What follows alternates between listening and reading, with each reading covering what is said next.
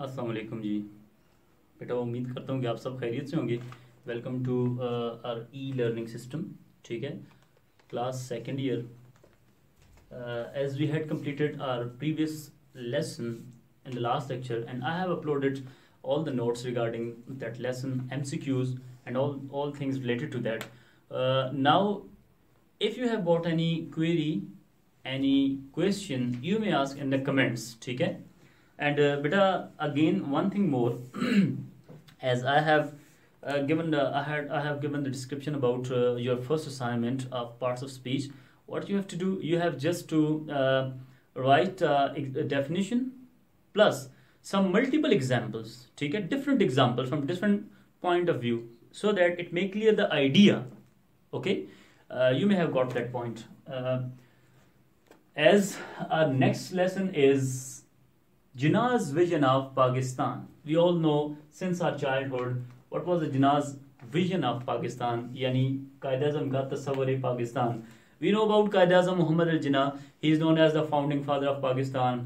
He was born on 25th of December 1876 and died on 11th of September 1948. And he was born in Karachi. So he had delivered a speech, and the occasion when the Pakistan came into being, and he was soon to be the governor general of Pakistan. So he expressed his views, his ideas about Pakistan.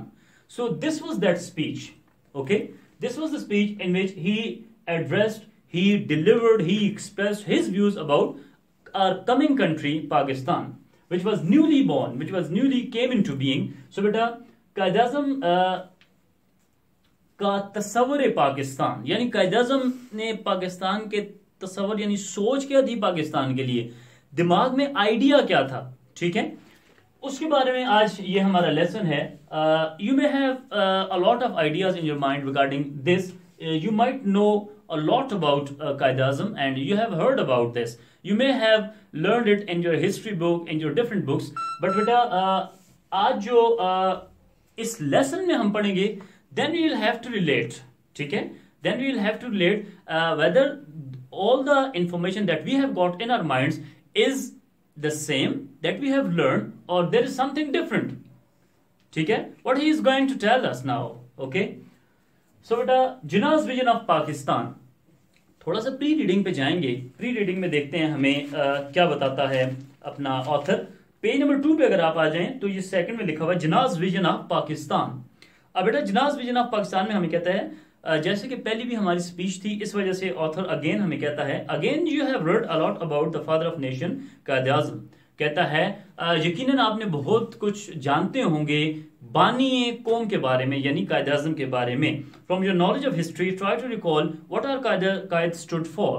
कहता है अपने जो तारीख का आपके पास knowledge है, जो इल्म है, उसको जरा रिलेट करें ना, जरा रिकॉल करें और उससे जरा सोचें कि कायद-ए-आज़म ने किस चीज पे स्टैंड लिया था. ठीक है, व्हाट ही स्टूड फॉर. अब बेटा कहता है you may not have read his speeches but you must have been told about his principles, what he stood for and what he envision for us as Pakistanis. अब बेटा कहता है कि आपने कायद-ए-आज़म की शायद की कोई स्पीचेस ना पढ़ी हो, लेकिन कहता है कि आपने कायद-ए-आज़म की जो प्रिंसिपल्स हैं, जो कवायद ज़वाबित हैं, जो रूल्स एंड रेगुलेशंस कायद-ए-आज़म की जिंदगी में थे, उनके बारे में आप जरूर जानते होंगे. और फिर इसी बदौलत आपको ये भी पता होगा कि कायद-ए-आज़म ने किस चीज के लिए स्टैंड लिया था, यानी ये जो हमारा मुल्क हमने हासिल किया है, ये किस बुनियाद पे, किस बेस पे हासिल किया गया था, और कायद-ए-आज़म ने हमें क्या तस्वर दिया एज ए पाकिस्तानी. ठीक है. After reading the lesson, try to relate what you have been told and what the Qaid himself says in his speech, which perhaps was his last significant speech too. कहता बेटा ये lesson पढ़ने के बाद, ये सबक पढ़ने के बाद, आप जो आपका प्रीवियस नॉलेज है उसको जरा रिलेट करें, उसको जरा इससे मिलाएं और फिर देखें कि आपके नॉलेज के मुताबिक क्या बातें थी और कायद-ए-आज़म ने खुद क्या इन्विजन किया, क्या हमें एक एक्सप्रेशन दिया कि वो क्या क्या सोचते थे पाकिस्तान को कैसा होना चाहिए. ठीक है बेटा. और कहता है कि शायद कि यही स्पीच, ये 11th अगस्त की स्पीच जो है, ये it was the last and significant speech in his speeches. ये कायद-ए-आज़म के जो तमाम तकारीरें थी उसमें ये बहुत ज्यादा अहम, सिग्निफिकेंट, इंपॉर्टेंट थी. ठीक है बेटा. Now come to the lesson. on page number 21. But first of all, we should know about it that this lesson is a speech. This is a speech. ठीक है, कायद आज़म ने ये स्पीच डिलीवर की थी and some extracts of that speech has been taken from that speech and it has been included in our syllabus. Second thing, the born and death date of कायद आज़म, ये तो आपको पता ही होगी. अच्छा, what was the venue? When did he deliver this speech? ठीक है, अब बेटा ऑडियंस कौन थे, डिलीवर कहां पे की, कौन लोग थे जिनसे स्पीच कर रहे थे, and what was the occasion? It was his presidential address, सदारती खिताब था कायद आज़म का, और ये 11 अगस्त 1947 को कायद आज़म ने डिलीवर स्पीच की थी. ठीक है, डेट ये थी. अब बेटा वेन्यू क्या था, किस जगह पे की थी? कॉन्स्टिट्यूएंट असेंबली जो थी, दस्तूर साज आइन साज असेंबली जो थी, उससे खिताब करते हुए कायद आज़म ने ये तमाम बातें की थी जो हम आज अभी पढ़ने जा रहे हैं. Now let's come to the lesson. Jinnah's vision of Pakistan, Mohammad Ali Jinnah, यानी ऑथर डेफिनेटली कौन है? कायद आज़म मोहम्मद अली जिन्ना. नाउ बेटा what he says, mister Jinnah's presidential address to the constituent assembly of Pakistan. Quaid Azam Mohammad Ali Jinnah का सदारती खिताब है किसको? पाकिस्तान की दस्तूर साज या आइन साज असेंबली जिसे हम कहते हैं उसको. सो what he says, Muhammad Ali Jinnah's 11th August speech is one of the most famous speeches made by Muhammad Ali Jinnah. अब बेटा क्या कहता है? कहता है कायद आज़म मोहम्मद अली जिन्ना की जो 11 अगस्त की ये जो तकरीर है, ये one of the most famous speeches, ये बहुत ज्यादा मशहूर तकरीर है उनकी तकरीरों में, इन हिज स्पीचेस. ठीक है, it's one of the most famous speech made by Mohammad Ali Jinnah, जो कायद आज़म ने की थी. मेड मीन की थी. द फाउंडिंग फादर बेटा कहते हैं बानी को, बनाने वाला. ठीक है, फाउंडिंग फादर ऑफ पाकिस्तान, जो कि पाकिस्तान के बानी हैं, एंड नोन एज कायद आज़म, और किस नाम से जाने जाते हैं? कायद आज़म के नाम से, जिसका मतलब क्या है? ग्रेट लीडर, अजीम रहनुमा. So what he says today there is hardly a more contentious issue. बेटा what do you mean by contentious? Contentious mean मुतनाज़ा, जिस बात पे लोग सेंसेस ना हो, इत्तेफाक राय ना हो. कहता है कि टुडे, आज के इस दौर में, there is hardly a more contentious issue in Pakistan than the issue of Jinnah's vision. कहता है दौर हाजिर में, इस दौर में हार्डली बमुश्किल कोई और ऐसा मुतनाज़ा मसला है. कंटेंशियस मीन मुतनाज़ा, कंटेंशियस मुतनाज़ा, इशू मीन मसला, इन पाकिस्तान में है, then the issue of Jinnah's vision, Quaid Azam के तस्वर पाकिस्तान से. यानी इस मसले से ज्यादा और कोई भी मसला मुतनाज़ा नहीं है, यानी लोग इस पे एक सेंसस ही नहीं है, लोगों का एक इत्तेफाक राय ही नहीं है. While Pakistan was created as a result of what could be described as Indian Muslim nationalism, बेटा कहता है कि जबकि पाकिस्तान बना था, was created, बना था, as a result, नतीजे में, of what could be described, जिसको बयान किया जा सकता है, क्या? as Indian Muslim nationalism, India की एंड मुस्लिम और मुसलमानों की नेशनलिज्म, कौमियत परस्ती पे. यानी these both dominions came into being on the basis of nationalism. मुसलमान अपनी कौमियत के बलबूते पे कहते थे कि हम मुसलमान हैं, हमारा अलग मुल्क हो. इंडिया वाले अपना चाहते थे. So this was divided just on the basis of, it could be said that it was done on the basis of nationalism. Jinnah was widely held as secular liberal barrister who had once championed the cause of Hindu-Muslim unity and united India.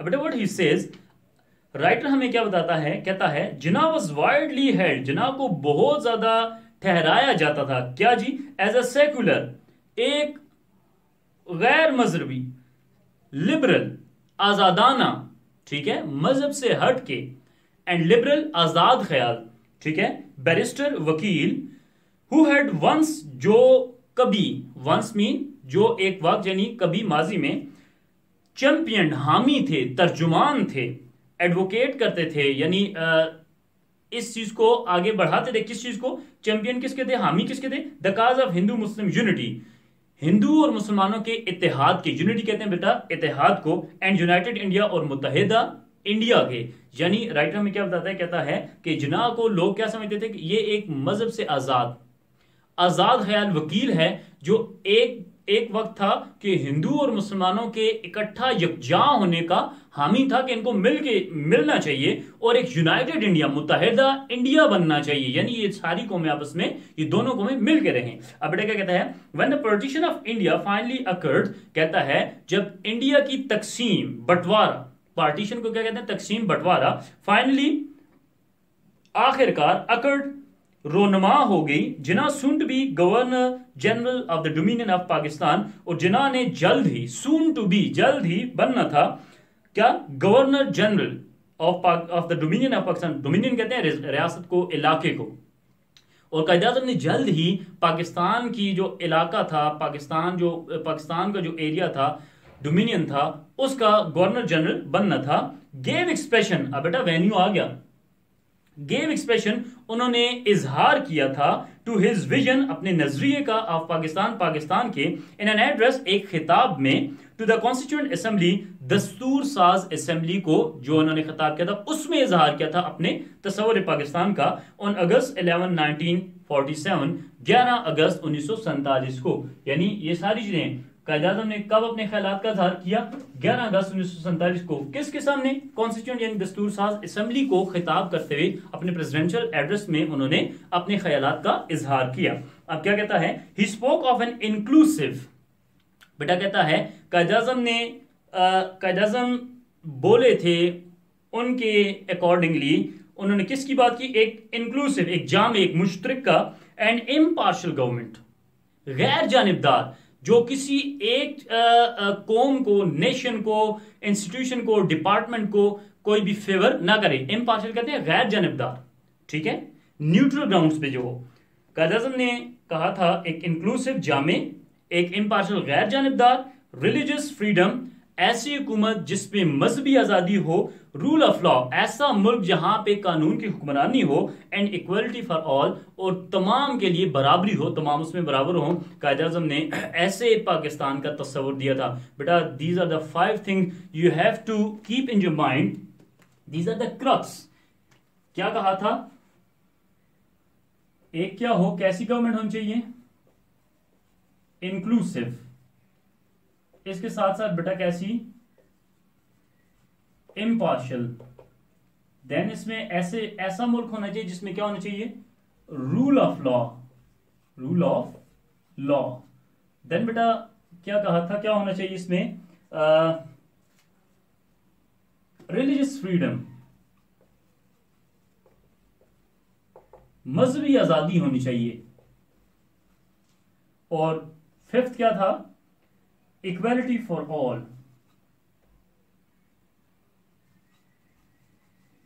Equality for all. This was the crux of speech. ये कायद आज़म की जो speech थी उसका crux था। अब कैसा एक मुल्क चाहते थे कायद आज़म, कैसी गवर्नमेंट चाहते थे, एक तो होनी चाहिए इंक्लूसिव, जामे होनी चाहिए, ठीक है, मुशरिका, सबकी इत्तेफाक राय से बननी चाहिए। देन बेटा इम्पार्शियल, गैर जानिबदार होना चाहिए, उसमें ऐसे लोग ना हो कि जो किसी की तरफदारी करें। देन बेटा उसमें रूल ऑफ लॉ होना चाहिए, ऐसी सल्तनत, ऐसी रियासत होनी चाहिए जिसमें कानून की हुक्मरानी हो, कानून की बालादस्ती हो। देन रिलीजियस फ्रीडम, ऐसी हुकूमत होनी चाहिए, ऐसा मुल्क होना चाहिए जिसमें क्या होना चाहिए, मजहबी आजादी होनी चाहिए, लोगों को, लोग अपने मजहब, अपने पैरोकारों को वहां पे पैरवी कर सकें। अच्छा, इक्वालिटी फॉर ऑल, और जहां पे बेटा क्या होना चाहिए, बराबरी होनी चाहिए, सबको बराबरी के हकूक मिलने चाहिए। सो कायद आज़म ऐसी हुकूमत, ऐसा मुल्क चाहते थे। This was his vision of Pakistan, ये व्यूज थे, ये आइडिया था, ये विजन था कायद आज़म का पाकिस्तान के बारे में। So now what he says next, he also seem to advocate, वो हमें नजर आते हैं, टू एडवोकेट, हिमायत करते हुए, the separation of the church and the state.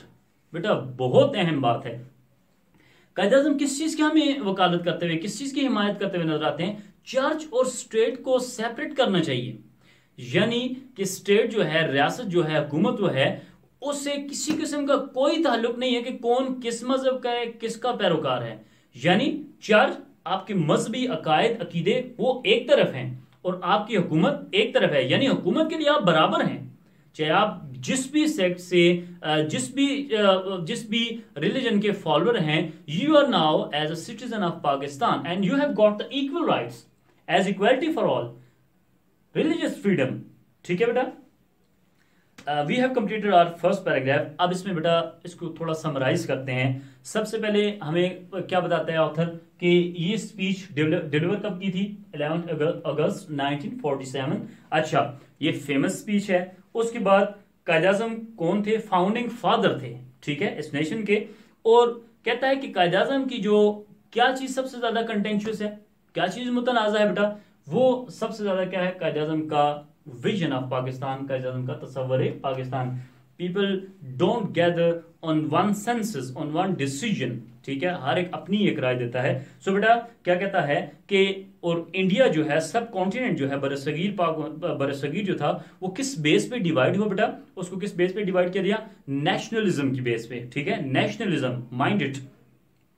Then बेटा हमें क्या कहता है कि कायद आज़म के बारे में, what were the views of the people regarding Quaid Azam and personality of Quaid Azam. People used to think that he was a secular liberal, a sort of barrister, ठीक है, और he was once the champion of Hindu Muslim unity. Again next point. और बेटा जब Pakistan India और पाकिस्तान की जो division जो थी वो हो गई थी, और कायद आज़म ने जल्द ही गवर्नर जनरल बनना था, किसका? पाकिस्तान का। तो कायद आज़म ने ये स्पीच दी थी, और किसको दी थी? कॉन्स्टिट्यूएंट असेंबली में उसको एड्रेस करते हुए अपने ये व्यूज दिए थे। कायद आज़म कैसी हुकूमत चाहते थे बेटा? We have 5 points: inclusive, impartial, rule of law, religious freedom and equality for all. He wanted such a government, such a country in which these things should be present. ये जिनमें चीजें हो, कायद आज़म ऐसी एक हुकूमत और ऐसा एक मुल्क चाहते थे। और बेटा कायद आज़म ने क्या कहा था? He was in favor of, he seemed to advocate the separation of church from the government। और कायद आज़म हमें इस चीज की भी हामी मिलते हैं, हिमायत करते हुए मिलते हैं कि स्टेट और चर्च का, यानी मजहब का और रियासत का आपस में कोई ताल्लुक लेन देन नहीं है। जो जिस फिरके से, जो जिस मजहब का है, रिलीजियस फ्रीडम होनी चाहिए। हमारे लिए वो एक पाकिस्तानी है, ठीक है। Now this was the gist of this paragraph, gist of crux of this paragraph. अब बेटा नेक्स्ट हमें राइटर ने यहाँ पे हमें थोड़ा सा हिस्टोरिकल लेके गया, ठीक है, बैकग्राउंड देता है कि कायद आज़म ये स्पीच कहाँ पे दी थी, किन लोगों से दी थी, व्यूज क्या थे। अब ये आगे हमें बेटा स्पीच बताता है। Now come to the next paragraph. What he says: mister president, ladies and gentleman. अब कायद आज़म अपनी तकरीर कर रहे हैं, क्या कहते हैं कि ख़वातीनो हजरात। अब कायद आज़म की स्पीच स्टार्ट है बेटा। आई कॉर्डली थैंक यू, मैं कॉर्डली कहते हैं बेटा तहे दिल से, दिल की अथाह गहराइयों से। थैंक यू, मैं आपका मशकूर हूं। विद द अटमोस्ट सिंसेरिटी, इंतहाई खुलूस से, सिंसेरिटी कहते हैं खुलूस को, इंतहाई खुलूस से। फॉर द ऑनर, उस इज्जत के लिए। You have conferred upon me, you have conferred upon मी, जो इज्जत आप लोगों ने मुझे दी है, जिससे मुझे नवाजा है। कन्फर्ड मीन नवाजना, देना, अता करना। अच्छा, the greatest honour that is possible to confer, ऐसी इज्जत जो इतनी आला इज्जत जो किसी को दी जा सकती है, ठीक है बेटा। By electing me as your first president, कैसे इज्जत से नवाजा है? कि मुझे अपना पहला सदर मुंतहिब करके, वजीर आजम मुंतहिब करके। अच्छा, I also thank those leaders who have spoken in appreciation of my services and their personal references to me.